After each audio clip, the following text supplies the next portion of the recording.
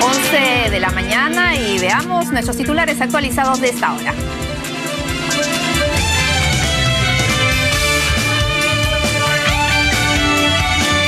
Se suspendió para el próximo lunes una nueva audiencia por el caso de los diarios Chicha debido a que perito contable Óscar Aguilar no revisó informes sobre desvío de fondos que realizó en el 2002. El presidente de la Comisión de Ética descartó que la nueva denuncia contra Zenaida Uribe, quien había mentido en su hoja de vida en el 2006, sea investigado debido a que se registró en la legislatura pasada. Psicólogo clínico forense Bretman Arteaga afirmó que Paul Olórtiga se contradice con sus gestos cuando responde si golpeó a Edita Guerrero. Especialista sostiene que faltaría a la verdad. Un hombre murió atropellado por un taxi esta madrugada en el Rímac. La víctima había estado tomando y no utilizó el puente peatonal. Esta madrugada un hombre asesinó a su pareja a puñaladas y luego se suicidó en Salamanca. El hijo de 3 años de ambos presenció el crimen.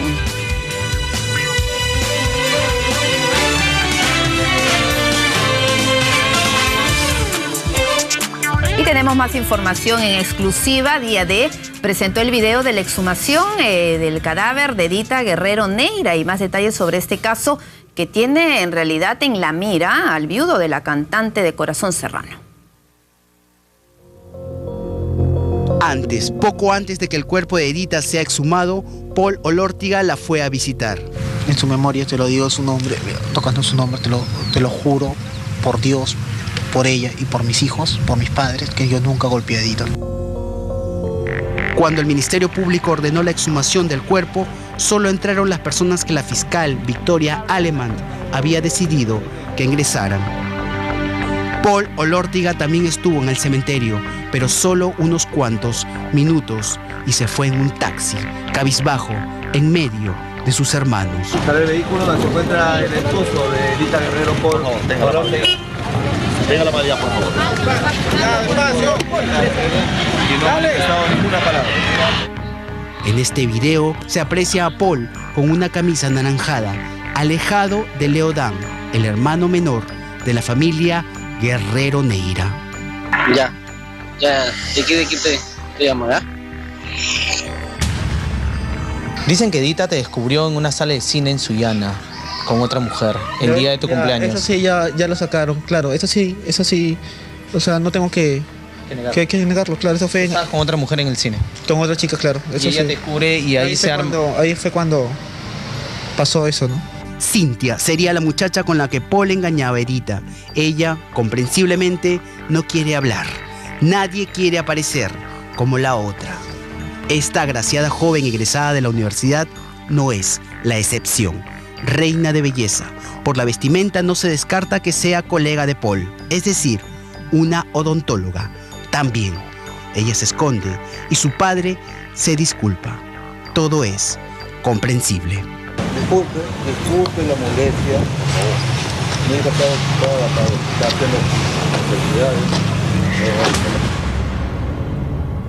Mientras Cintia se esconde, se entierra en sus remembranzas, Edita es desenterrada. Los peritos con tapabocas y guantes proceden a sacar el cuerpo. Aquí se aprecia también un efusivo y extraño saludo de la hermana de Paul Olórtegui. Luego de la exhumación, el cuerpo fue trasladado. Cuidado ahí.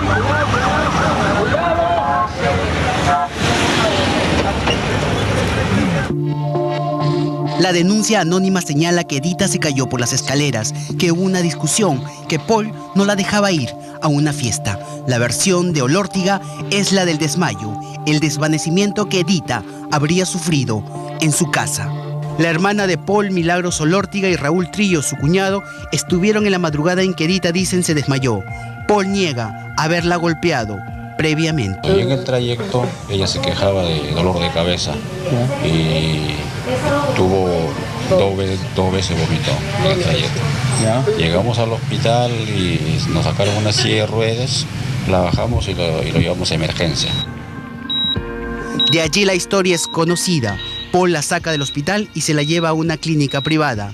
A los pocos días, Edita murió. Paul dice que Lorenzo Guerrero le escribe y le da su apoyo, pero por otro lado deja entrever que él podría ser el culpable de la muerte de Edita. Un doble discurso, denuncia. Ay, Paul, mira, tú no me haces caso, ya ves, de la prensa. Dina Cuescas, la empleada de confianza que estaba con Edita el 23 de febrero, cuenta que Paul Olortegui estaba asustado y le pedía insistentemente perdón.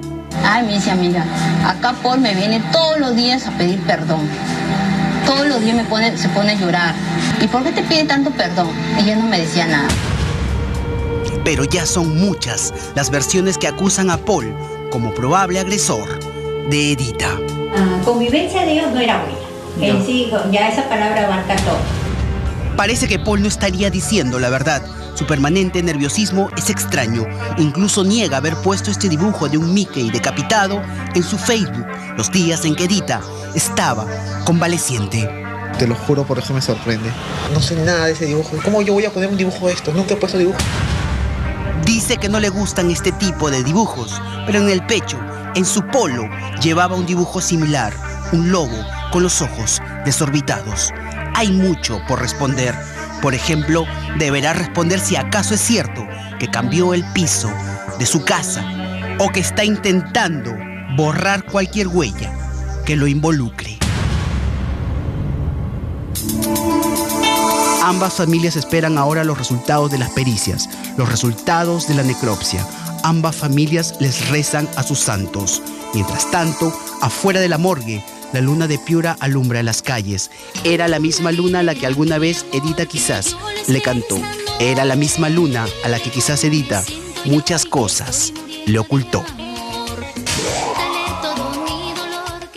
Bueno, y Paul Olortegui insistió en su inocencia una vez más tras asistir a un programa donde contó todo. Vamos a ver.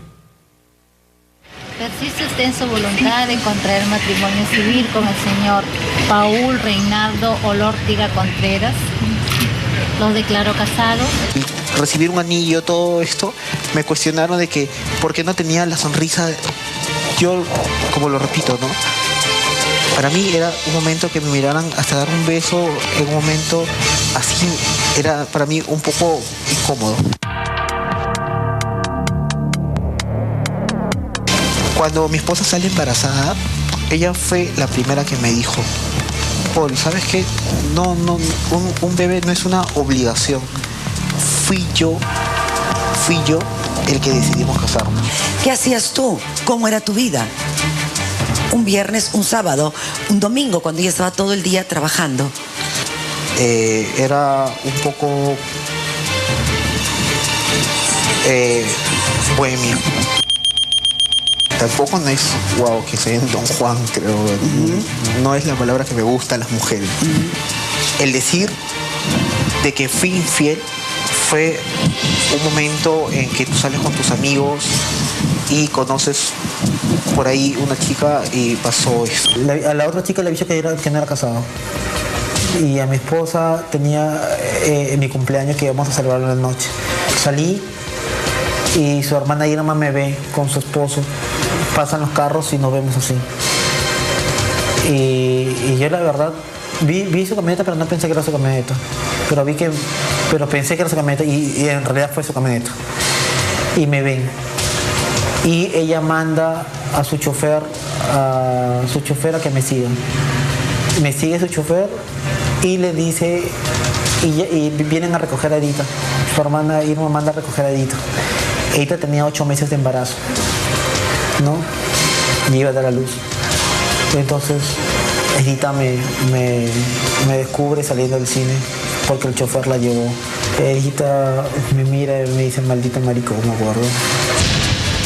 Si yo no hago algo, si yo no peleo contra un monstruo que estoy peleando... ¿Contra qué monstruo estás peleando? Un monstruo económico, que ya más adelante te vas a dar cuenta. Yo le pregunto, no le digo, ¿te pegó? En la primera vez ella agacha la mirada. Después, cuando yo le vuelvo a preguntar, ella me dice sí. Yo le pregunto por qué. Porque yo me quería ir a una fiesta. Había habido una discusión con él y la golpea. Esa señora es íntima amiga de esa familia. Entonces yo digo una cosa, si la señora dice que mi esposa le dijo que yo la maté, ¿por qué no le dijo a su familia, que es íntima amiga de la familia, el día que murió o el mes pasado o hace 2 meses? ¿Por qué esperó que salga el anónimo y ahora me revuelcan así con palo? No quiero perder a mis hijos porque yo sé que soy inocente, lo juro por Dios. Solamente lo que yo puedo decir, que transparencia. Yo quiero que la justicia no sea porque el que tiene dinero tenga la justicia. Yo quiero que la justicia sea para todos.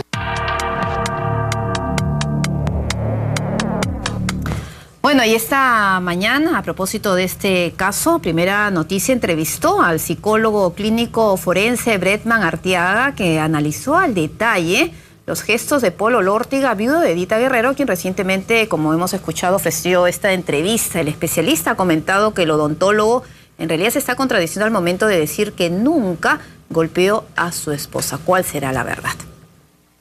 Quiero aclarar ante todo, sí. Se lo juro por mis hijos, que yo nunca he tocado a Edita. Las discusiones que yo tenía con Edita. O sea, Edita era tan perfecta para yo, o sea, si fuera tan bajo de hombría tocar a una dama. Hay una manifestación que él genera, se nota mucho en su expresión gestual, ¿no? Él dice nunca, pero este nunca es acompañado de algo que se contrapone en su propia gesticulación. No entiendo eso. Cuando nosotros generamos de repente una pregunta y preguntamos a alguien, ¿qué comiste el día de ayer? Si es verdad, la fase del rostro de la persona va a generar un movimiento ocular que va a generarse a la izquierda. Entonces la persona va a hacer esto, va a hacer una mirada hacia la izquierda. Entonces esto tiene que ver con el parietal izquierdo, que va a recordar cosas que realmente han sucedido, que realmente han acontecido. Pero si yo hago este movimiento a la derecha, entonces genero un recordaris de algo que nunca sucedió. ¿Y qué es lo que viste en el gesto entonces, que hizo Paul Olórtiga? Él hace esta negativa, ¿no? Hace una negativa con la misma expresión del rostro. O sea que eso te lleva a concluir ¿qué cosa? No a concluir, pero sí poder sospechar de repente de que no está siendo claro en su opinión, en su versión.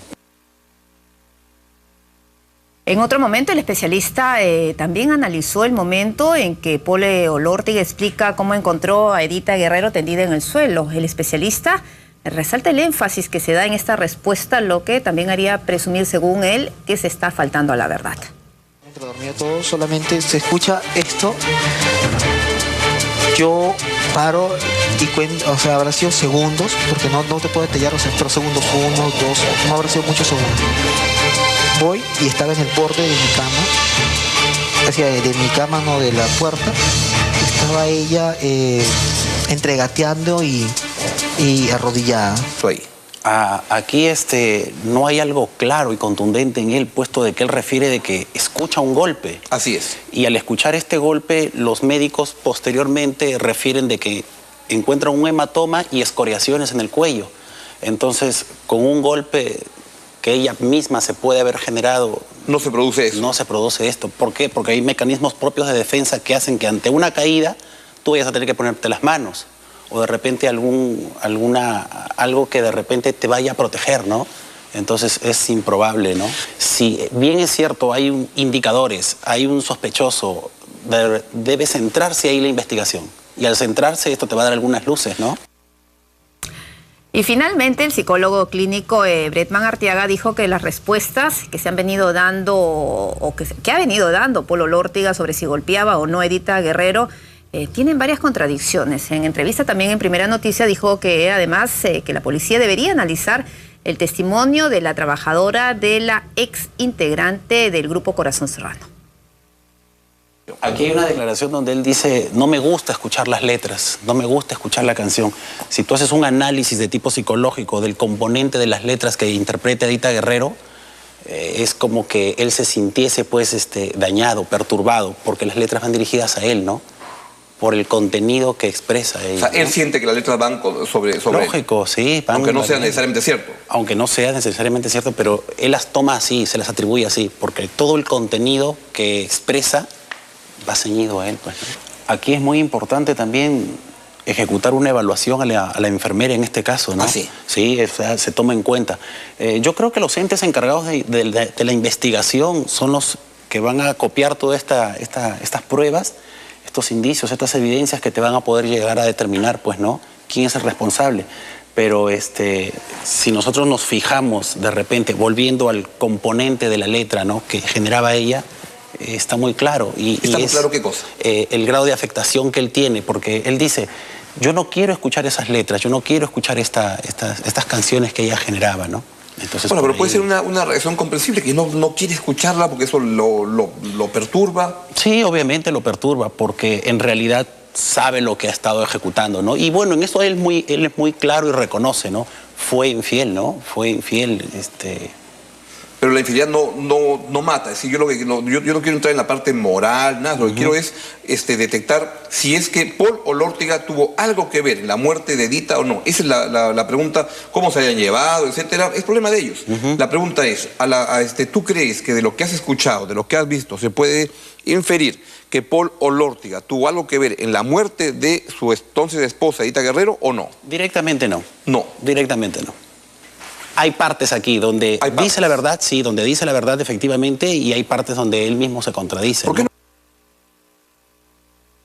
Bueno, y a esta hora nos vamos a enlazar vía telefónica con Cintia Garreta. Ella está en Pueblo Libre, donde se ha encontrado el cuerpo de un hombre sin vida en una zanja. Muy buenos días, Cintia.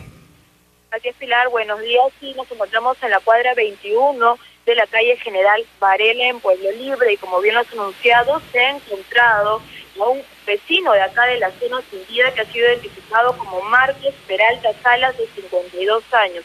Su cuerpo ha sido encontrado al interior de una obra de la empresa Daiplat Inversiones, donde se está construyendo la residencial Varela. Los vecinos lo que están denunciando es que se trataría de un homicidio, ya que, según dicen, la víctima se encontraba en constantes enfrentamientos con los representantes de esta obra, de esta constructora, ya que dicen la constructora lo que quería es que ese vecino, quien es propietario de una casa colindante, venda su propiedad para que la obra de esta manera tenga más extensión. Eso es lo que están denunciando los vecinos aquí. Hasta aquí han llegado también peritos de criminalística y la fiscal, quienes se encuentran ya trabajando al interior de esta obra de construcción en la que ha sido encontrada los restos de Marcos Peralta Salas.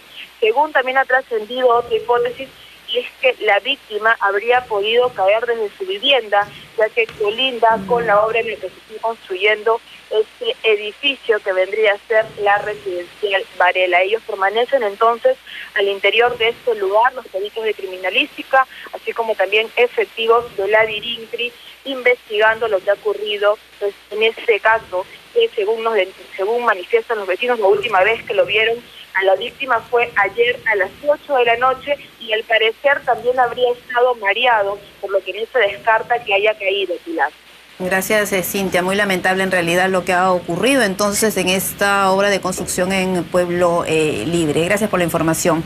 Y bueno, les comentamos que las escuelas de conductores y establecimientos de salud están en la mira. Y para hablar sobre este tema, sobre las medidas que se están adoptando para fiscalizar a estos centros, está con nosotros aquí en A las 10, Elvira Moscoso, jefa de la Sutron. Doctora Moscoso, gracias por estar aquí en A las 10. Gracias por la invitación. ¿Qué acciones han adoptado y cuáles han sido los resultados a propósito de estas denuncias que surgieron últimamente contra estas escuelas de conductores, falsas escuelas de conductores, muchas de ellas? Sí, bueno, mira, justamente estamos informando que en lo que lleva del año ya van 16 escuelas y centros médicos que han tenido medidas preventivas de suspensión del cierre en tanto dura el proceso sancionador, porque puede ser que lleguen a perder hasta la autorización que han obtenido inicialmente.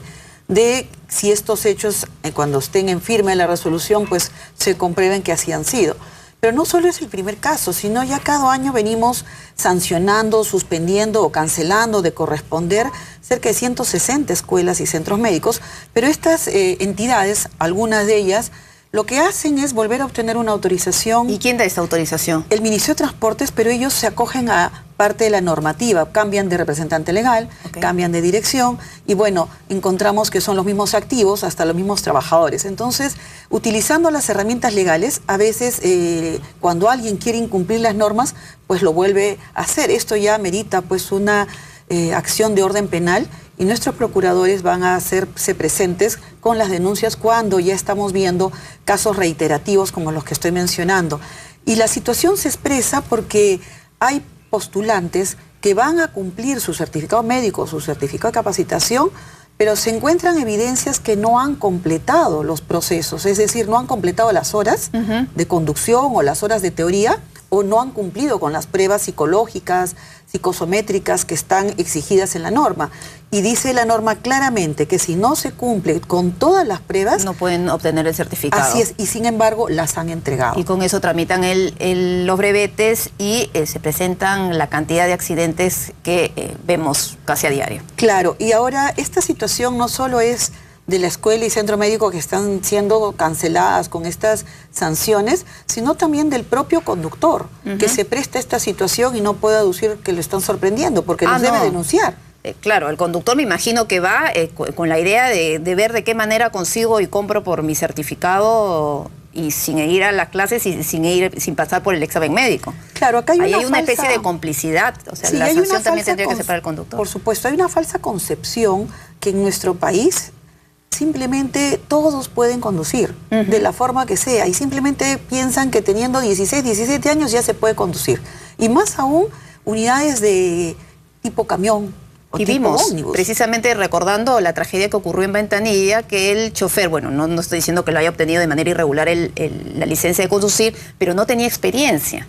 Correcto, entonces es muy importante que se adopte la seriedad que significa el transporte público. No es un cachuelito el que hacen, realmente están destinando la vida de ellos mismos como conductores y sobre todo de sus pasajeros y de terceros que están en la vía pública, ¿no? Entonces hay que tomar un grado de conciencia real que cuando voy a tomar la decisión de sacar una licencia tengo que cumplir con todos los procesos. Para tener una idea, para alguien que no esté dentro de todo ese ambiente para obtener el brevete, ¿qué es lo que se necesita para obtener ser chofer de un camión de carga? Por ejemplo, sí. ¿Cuántas horas?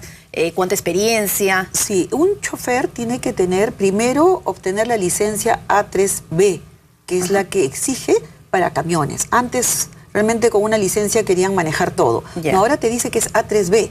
Pero para obtener esa licencia, ¿qué se necesita? Tengo que seguir un curso teórico y un curso práctico. ¿Y de cuántas horas, cuántos días? El curso teórico va a depender si antes ya tuve licencia anterior. Supongamos que yo ya tuve la licencia A1, que es para autos.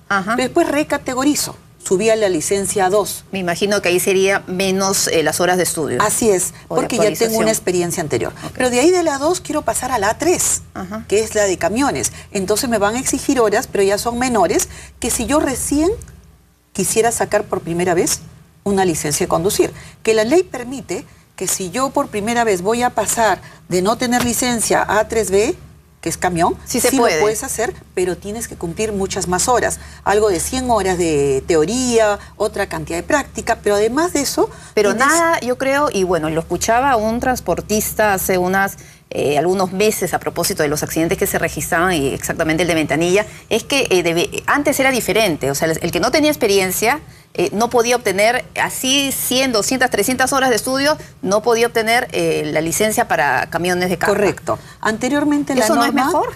Es mejor, pero justamente los gremios... Porque yo creo que la experiencia es fundamental. Por supuesto, pero justamente los gremios de transportistas que plantearon ante su necesidad de mayores conductores. Se necesitaba tener mayores conductores y para ello, como hay en otros países, tú puedes estudiar. Es como una carrera realmente. Y tú estudias todas las horas de teoría y todas las horas de práctica que necesites para poder realizar ese trabajo. Pero está sucediendo que quieren saltarse todos estos temas. Y pagan por un certificado. Y simplemente pagan, o quizás tienen el A1 y no quieren hacer estas recategorizaciones, porque dicen, yo ya conduzco, entonces si conduzco un carro, auto, puedo conducir un camión. Y son unidades distintas, tecnología distinta. El servicio de transporte público es distinto al transporte particular. Tú y yo podemos conducir, pero no somos transportistas, no nos dedicamos 8 horas a ese trabajo. Entonces, sí, incluso de un vehículo, o sea, el que está acostumbrado a manejar un vehículo pequeño, una camioneta es totalmente diferente. Correcto. Imagínate de un auto a un camión de carga. Así es, las distancias, incluso el reglamento es distinto. Todo. Y si tú tienes que ser transporte público, tienes que ser de mecánica. Entonces hay otros factores, tus pruebas psicosométricas. ¿Y qué se podría hacer? ¿No se tendría que modificar, actualizar esta norma para evitar y de repente, bueno, haciendo los correctivos del caso, regresar un poco como era el esquema anterior? Sí, justamente el Ministerio y el propio ministro ha señalado una reevaluación total de la normativa. Ya salió el Decreto Supremo 003 que regula varias acciones de tránsito y de transporte, sobre todo en aquellas situaciones de accidentes que anteriormente no tenían una sanción directa al conductor. Pero el tema de las licencias todavía, de los requisitos todavía no ha salido. Está saliendo ya una norma que está haciendo varios ajustes a la misma, al margen de estudiar una visión más integral del cambio que pasa en Perú. Sabemos que en otros países, por ejemplo, siendo sus normas más estrictas, están acostumbrados a cumplirlas. En nuestro país ha habido un trato de favorecer al transporte, de apoyarlos para que hayan más conductores, pero eso pasa también por un cumplimiento de cada uno de estos requisitos. Está estudiándose todo un cambio total, pero al margen de ello ya está saliendo una modificación al Decreto Supremo 040 que va a precisar con mayor detalle varios de los requisitos. ¿Y cuándo sale esta nueva reglamentación? Está en estos próximos días a salir porque ya ha sido supervisado y verificado. Y lo importante de todo esto es que el conductor tome conciencia de que si va a dedicarse a esta actividad, simplemente cumpla con lo que está pagando. Eso sería lo ideal, que el conductor tome conciencia por sí mismo. Y si no, las escuelas... Pero en realidad yo creo que debería mejorar también el tema de la fiscalización y de la norma, para que pueda ser como debe ser. Claro, y también de las escuelas y los centros médicos que se dedican a esta actividad. Ahora, lo hemos denunciado, pero desde años, este tema de los brevetes, de los certificados que uno paga y le dan tanto en las escuelas de conductores y en los centros de salud. Pero hay sancionados en el sentido no solamente administrativo, sino también penal. Bueno, ahí nosotros hemos hecho denuncias a las procuradurías, a través de nuestra procuraduría. ¿Pero en qué quedan? Porque ese es el problema. Mira, ahí veo un poco de, digamos, flexibilidad en el Poder Judicial, porque al revés, más bien nos levantan las medidas preventivas y obtienen medidas cautelares. Porque imagínense, una escuela de conductores, ya ustedes detectan que comete este tipo de irregularidad, que cobran por entregar estos títulos cuando el chofer no ha ido ni a una sola hora, y vuelven a atender en un tiempo sin ningún problema. Es más, nos obligan a levantar la medida preventiva, que es la medida que la aplicamos para garantizar que a la hora que finalice el proceso no se siga atendiendo al público, pero sin embargo obtenemos medidas cautelares de este tipo, y lo que es peor, cuando te dicen cambia la sanción. No, usted aplica una sanción muy severa. Uno no aplica sanciones más severas, lo que hace es aplicar la ley, lo que dice la norma. Claro, ahora estamos ya recibiendo, doctora Moscoso, algunos tweets. Por ejemplo, Canela Sara a unos nos pregunta, bueno, ¿qué escuelas son? Porque en San Juan de Miraflores y Lince te ofrecen pagar el curso y recoger el certificado en otras sedes. Mira, la norma es clara. Tú donde pagas y te inscribes, que tiene que ser incluso en la dirección de tu DNI, es la que debe figurar. No se puede estar recogiendo en otro sitio, porque tienes que ir a donde tú te has inscrito. Ahí, de hecho, hay algo que está mal. Yo sugiero que aquella persona que tuviera alguna información que a su juicio quisiera consultarlo, verificarlo o denunciarlo, nos haga la llamada a la línea gratuita, al 0800 12345. Es una línea fácil, 0800 12345. O también lo puede hacer al teléfono directo que recibimos llamadas de celulares, al 265-8105. ¿Y en qué horario? ¿O es los 365 días del día? Así es, 365 Pero días. no garantiza eso, porque en algunas líneas gratuitas uno llama, dicen que es todo el día y todos los días del año. Estas líneas atienden llamadas incluso de inspectores que están en turnos de trabajo. Hay 3 turnos de 8 horas que atienden personas que están relevándose. Entonces habría que repetir el número de la línea, 0800 12-345. Así es. Ahí tenemos también otro tuit de Mario Romanet. Él dice, se pregunta, 16 escuelas nomás, más fiscalización, hay demasiadas, bestias al volante, él señala. En realidad van 160 entidades. Las 16 son de este año, nada más, este ¿no? año. Y por supuesto que hay muchas en proceso. Pero aquí... ¿Y 160 a nivel nacional? A nivel nacional. Okay. Sí requerimos que el Poder Judicial tome más conocimiento de esta normativa, porque a veces aducen el derecho al trabajo de los trabajadores de la escuela cerrada, se ha visto violado por la intervención de la autoridad. Y eso no es cierto, porque nosotros no le privamos del derecho al trabajo. Lo que pasa es que si la escuela no ha cumplido, tiene la sanción. Ellos han que le provocado, corresponde. han buscado la sanción. Correcto. Y igualmente a veces señalan que se está afectando el derecho a libre empresa. Tampoco se afecta cuando se cierra, porque la medida está señalada en la norma y lo que hacemos es aplicar la norma. Además, lo que debe haber son buenas escuelas de conductores. Nadie se opone a que funcionen estas escuelas, sino que cumplan la ley y que no vendan un título cuando el conductor no ha ido, pero ni una hora a sentarse en el aula. Correcto. A veces hemos tenido que intervenir con el propio Ministerio Público para que dé fe de la intervención, porque encima se dan el lujo, digo yo el lujo, porque no se entiende que al propio fiscalizador lo denuncian por abuso de autoridad. O quieren bajarle, digamos, el nivel al fiscalizador diciendo, no, me está queriendo hacer las cosas con exceso, me está pidiendo más de la cuenta, y no es eso. Ustedes van a tener que ir, los inspectores van a tener que ir con su camarita escondida, van con una cámara como los policías. De video, claro, porque si no, que esa es la prueba que no hay ningún abuso. Así, sí, es más, la hacemos explícita y la ponemos en el acta, porque también quieren denunciar, esa me ha filmado indebidamente. Claro. Son una serie de argucias. No, y lo vemos. Que tratan de bueno, hacer. en el caso de la Sutran no hemos visto en imágenes, pero en el caso de la policía y los inspectores municipales, vemos cómo los que infringen la norma, los infractores, son luego, se hacen pasar como víctimas. Correcto, nosotros hemos tenido y tenemos varias denuncias por abuso de autoridad, incluso mi persona. Cuando estoy acá, puede ser que estén diciendo que porque lo interviene está uno cometiendo abuso, y no es eso. Tenemos que explicarle al Ministerio Público, al Poder Judicial, en qué consiste la norma, qué es lo que hemos encontrado. Encontrarle, por ejemplo, hojas, exámenes, sin nombre, pero ya firmados. Ya ahí hay una irregularidad, pues, a leguas, ¿no? O sea, Salta ellos a la dicen, vista. no, lo que pasa es que se había movido, el postulante se había ido para otro sitio, pero hemos encontrado y hemos estado 5 horas, y han encontrado los inspectores, no solo uno ni dos, varios cantidades. ¿Y cuánto ya cobran, firmadas. por ejemplo, aproximadamente? Creo que hay varios valores, va a depender del lugar donde están ubicados, va a depender de la región también donde están, pero definitivamente no es poca la cantidad que están cobrando, puede ser más de 300, 400, 500, depende de las horas de teoría y de práctica que corresponde. ¿Y la mayoría de los lugares intervenidos son en la capital? ¿O en realidad es en todo el país. En todo el país hay una sensación de irresponsabilidad, pero son diría pocas, yo, ¿no? 16. En realidad hay más en camino. Meses, claro. En realidad más en camino. Ya Lo saben, que pasa ya. es que hay que ir diciendo en la medida que se van aplicando. No podemos adelantar juicios, ¿no? Bueno, doctora Moscoso, muchas gracias por estar con nosotros. Vamos a reiterarle en todo caso la línea gratuita 0800 12 345, porque va a continuar esta fiscalización a la Escuela de Conductores y Centros Médicos. Totalmente, y más bien que sirva esta entrevista para la advertencia.